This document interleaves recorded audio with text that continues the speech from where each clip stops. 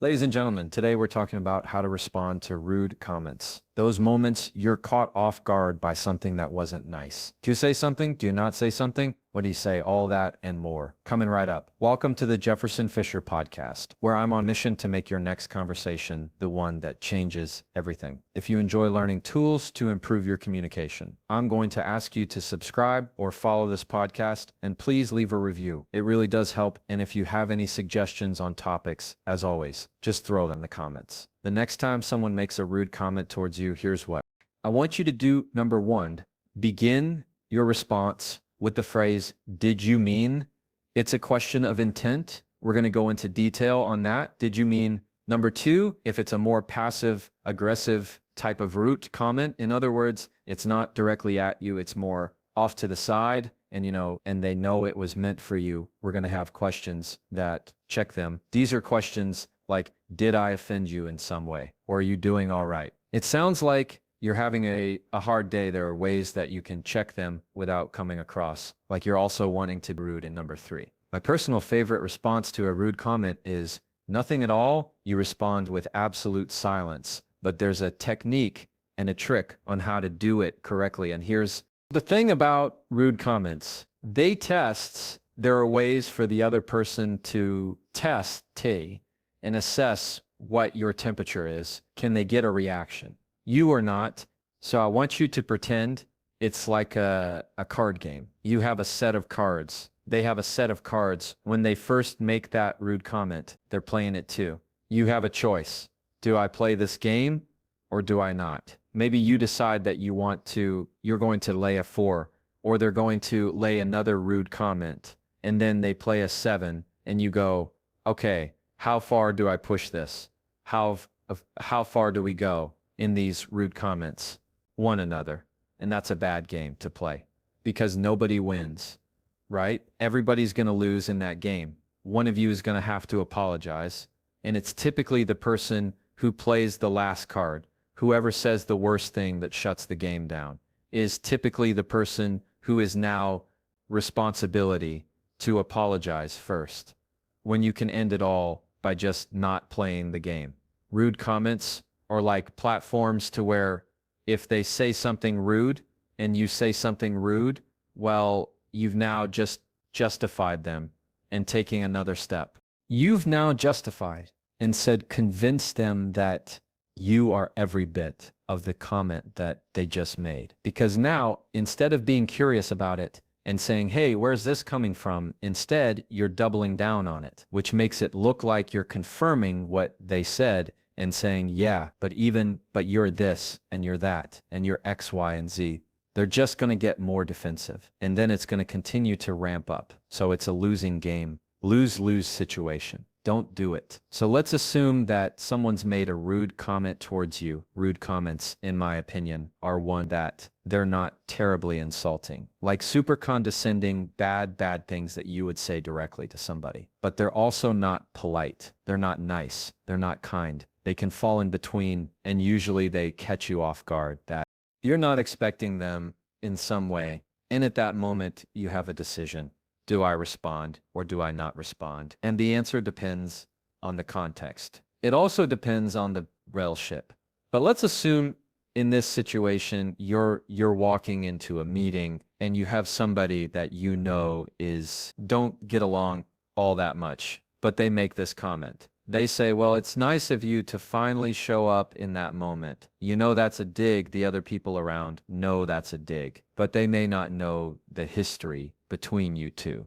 So you're stuck in the situation of what do I say? Because if I'm ugly and I bring up past stuff, the people around you aren't going to understand, but they will understand if you decide to be rude right in that moment. So how you respond matters. What I like to suggest in number one is you use the question, did you mean, and you insert different ways to respond. For example, did you mean for that to sound rude? Did you mean to embarrass me? Did you mean to upset me? When you say, did you mean, you give them a chance to clarify. You give them a chance to assess what they just said. It's a question of intent, meaning you want to find out what was your intent in saying that. What were you trying to achieve by making that comment? And so when you say things that are questions of intent, you make them double back on what they said. And often you can avoid an argument altogether, because let's assume that this person who made this comment, well, they weren't really trying to be ugly. It came out the wrong way. That's not what they were really trying to say. So when you say, did you mean to embarrass me, or did you mean for that to sound offensive or rude? 9 times out of 10, when you call them to the mat on that kind of question, they'll say, oh, no, what I meant to say was, oh, no, what I meant to do. And they try and clarify, they backtrack, or they further explain, and that makes you look more wise. It looks like you have integrity. It looks like you're the one that's being the bigger person by check it, rather than just assuming their intent on it. And I also want to explain that this works really well with text or email. How many times have you been in a communication with someone and the text just read the wrong way? You ever had somebody just say K or okay, when you all of a sudden just felt like, oh, that's just them being dismissive, they're not really taking me seriously, and automatically you just want to shut them off. You go, okay, fine. I don't have to be like that. That easy way to check that is for you to text. Did you mean for that to be short? Did you mean for that to sound like you're upset? Often they'll clarify that and say, no. I was just in the middle of something, or I was during an errand. I was making a cup of coffee, and I just wanted to let you know that I got the text. So often you can have this sense of giving grace to other people by just simply asking the question and setting up the phrase, did you mean it? It can really put out arguments before they even start. Now, I also want you to dial in on passive-aggressive comments that are rude. Passive-aggressive comments, as you know, they're not direct, meaning they don't feel comfortable in their personality to say things to your face. Instead, they will say them in a way that's kind of snarky and snide, off to the side, because they don't feel comfortable saying them directly to face. So here's what I mean. Let's assume you're in conversation with someone and they make this comment. I mean, it'd be nice, if somebody cared, you both know it's aimed towards you, but instead they couch it in terms of, it'd be nice if somebody cared. How you deal with that is you pull them out of their current environment, meaning you have to make them step back in the conversation, understanding what they just said. So if they were to make that comment, it would be nice if somebody cared, you respond with a question that checks them like this. It sounds like there's more to that. It sounds like there's more to that. In that moment, you're pulling them out. They go, oh, wait, what did I just say? And you're calling them to the mat in a way that says, what exactly are you trying to say? Do you understand what you just said? It sounds like there's more to what you're telling me. In other words, I'm catching this passive-aggressive behavior, and I'm not just going to let it fly by. Another way to ask is, it sounds like you're having a hard day, or it sounds like we need to have another discussion, or we need to talk a little bit more, using these phrases like, it sounds like, it seems like, and throwing things out there in a way that encourage them to talk more is going to get you a whole lot farther than just saying, oh, you're talking about me. You wish I cared. Let me tell you about that's going to just make it even worse. So instead, you're going to catch them with questions that say, it sounds like, or it seems like. Now, okay. Now, my favorite number 3 is to respond with silence. But there is a trick, a technique that I like to do, and that is to count. You don't have to count, but it needs to last 4 seconds. 4 seconds is enough to be defined as a long pause, meaning if somebody were to make a rude comment towards you, you're going to look at them for seconds. 1, 2, 3, 4. Enough to give a look of almost puzzlement, as if you find it curious, and what you're doing in those 4 seconds is you're saying, I heard it, I listened to it, I evaluated it, and I have concluded that it is not worthy of a response from me. It's not something I'm even going to entertain. It's not something I'm even going to put back into this world. It is just going to fall aside, a nice idea that you can have in your mindset of it, as if you have a desk off to the side. What I talk with my clients is it's a counsel desk. You're an attorney, you're standing up and you have a counsel desk. When somebody gives you something that you don't want and you know it's rude, you take that piece of paper, that's their words, without even looking on it. You set it to the side on the counsel table as if you say, no, I know my truth, I know my presence, I know my purpose here. I'm going to take what you just said that I know to be rude, because I've listened to it, I heard it, I considered it, I waited, and I'm just putting it right here on the counsel table. And that's the best way to handle those rude comments. Just nothing but silence. Okay, now we're at the portion of the episode where I get to read an email from a follower. If you're not already signed up, you can sign up there in the show notes for my newsletter. It's a weekly newsletter where I send out a communication tip once a week, right to your inbox, short and sweet, typically 3 points, and I'm going to read one right now. So this one is from Amy. She's over in Paris. That's awesome.